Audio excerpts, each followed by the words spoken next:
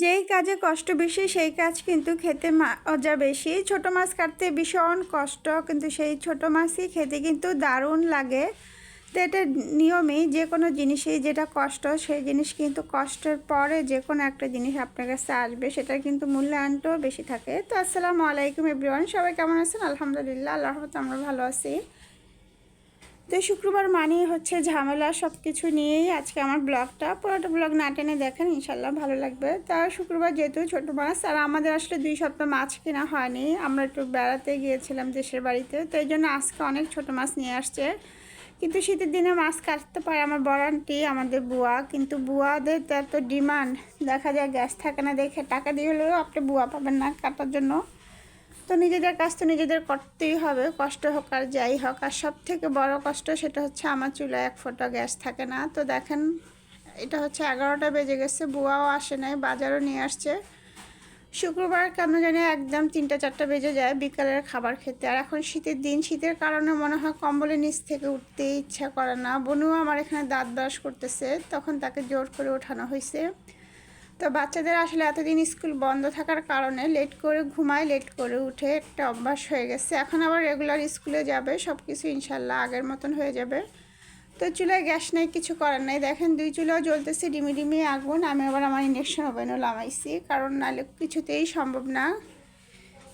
কষ্ট হয়, কারেন্ট খরচও অনেক, তারপরে কিছু করার নাই, ঠিক টাইমে খেতে হলে তো করতেই হবে। তো আজকে একটা হাঁসও নিয়ে আসছে, হাঁসটা আজকে একদম অন্যরকম করে রান্না করব। সবসময় একঘেয়েমি খাবার কিন্তু ভালো লাগে না কারোরই।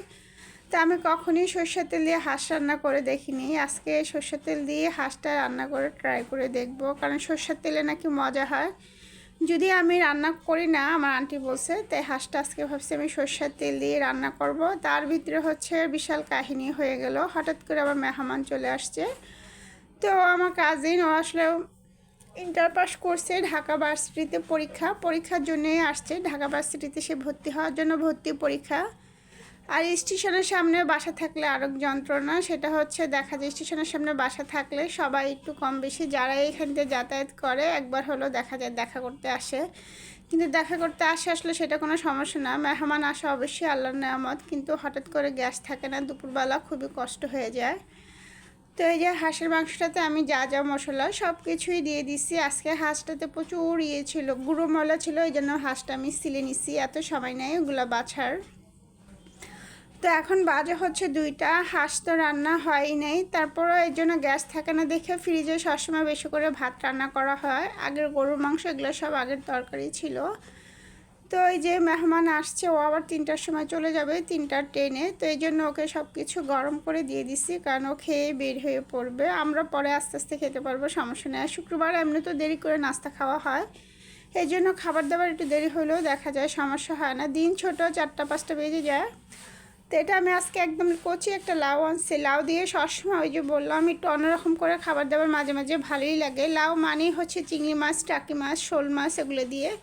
তো লাউটা আজকে আমি একদম রুই মাছ দিয়ে রান্না করব, কারণ একদম তাজা ফ্রেশ আজকে রুই মাছ আজকেই রান্না করব। ফ্রিজে রেখে খেলে কিন্তু তেমন একটা টেস্ট লাগে না, ফার্স্টের দিন সব কিছু দেখবেন অনেক মজা লাগে খেতে, তারপরে ফ্রিজে রাখার পরে সেই জিনিসটা আর ভালো লাগে না। তো এখানে আমি বুতুম মাছ বলে, এটা কোন দেশে কী মাছ বলে একটু কমেন্ট করে বলবেন। আমাদের দেশে তো আমরা এগুলোকে বুইতা মাছ বলি। তো এটা হাতে মেখে বসাবো। আসলে এই মাছটা দেখলে আমার একটা নানার কথা মনে পড়ে যায়, নানা আগে মাছ ধরতো দেশের বাড়িতে, তো এই মাছগুলো প্রচুর নানা ধরতো। তো এগুলোকে একদম কুচু কুচু করে কেটে একদম ফ্রাই করে তারপরে ঢাকায় নিয়ে আসতো। তো যখন নিয়ে আসতো একদম পলিথিনে করে নিয়ে আসতো মাছগুলো। আগের দিনের মানুষ দেখা যেত বক্সে করেও আনতো না, পলিথিনে করে নিয়ে আসতো। পরে সেগুলো আবার হালকা গরম করে গরম ভাতের সাথে কিন্তু দারুণ লাগে খেতে। তো আজকে একটা জিনিস ভালো হয়েছে, সেটা হচ্ছে আমার ফ্রিজে থাকা সব খাবারগুলো শেষ হয়ে গেছে, কারণ আমার রান্না করতে করতে এখনও 3টা বাজে। তো মেহমান আসছে যে, ও খেয়ে দিয়ে চলে গেছে, আমার আর একটা ভাইয়াও আসছে মেহমান, সেও খাওয়া দাওয়া করে ফেলছে। তো এখন রান্না করতেছে, এগুলো আমরা খাবো। তো এখন গ্যাস থাকে না যেহেতু একটু বেশি করেই তরকারি রান্না করা হয়। আর আমার বাসায় আলহামদুলিল্লাহ কখনো কাউকে আসলে ফিরে যেতে হয় না, সবসময় দেখা যায় 1-2জন গরিব মানুষ আসেই। তো শুক্রবার আসলে কম বেশি দেখা যায় একজন মানুষকে খাওয়াতে পারলে খুবই সওয়াবের কাজ। তো একটা উনি সবসময় মাঝে মাঝে আমাদের বাসা থেকে খাবার নেয়, এখন গ্যাসের কারণে মাঝে মাঝেও নিতে পারে না। তো আজকে আসছে, এই জন্য ওনাকে আগে ফার্স্ট কিন্তু দেখেন আমরা সবাই ফ্রিজের খাবার খেয়ে ফেলছি, ওনাকে একদম রান্না করা ভাত তরকারি সব কিছু দিয়ে তারপরে দিলাম, কারণ শীতের দিন মানুষ একদম যা তা অবস্থা, তো এই জন্য আসলে মানা করতেও খারাপ লাগে। তো এখানে দেখেন খাবার দাবারও হয়ে যাচ্ছে, পুরো আজকে হোটেলের মতন অবস্থা হয়ে গেছে। হোটেলে যেমন একদিক দিয়ে খায় আরেক দিক দিয়ে রান্না করা হয়, তো আজকে মনে হলো পুরো হোটেল হোটেল একটা ভাব, কারণ একদিক দিয়ে খাওয়া হচ্ছে আবার একদিক দিয়ে রান্নাবান্নাও চলতেছে, কিছুই করার নাই, মনে হচ্ছে অন্যরকম। এখন বাজে হচ্ছে 4:30 বেশি বাজে। তো এই যে ফাইনাল লুকটা আমার হাঁসের মাংস, কালারটা কিন্তু দারুণ হয়েছে। কেউ আমার ইউটিউব চ্যানেল থেকে দেখে থাকলে প্লিজ চ্যানেলটা সাবস্ক্রাইব করে পাশে থাকবেন।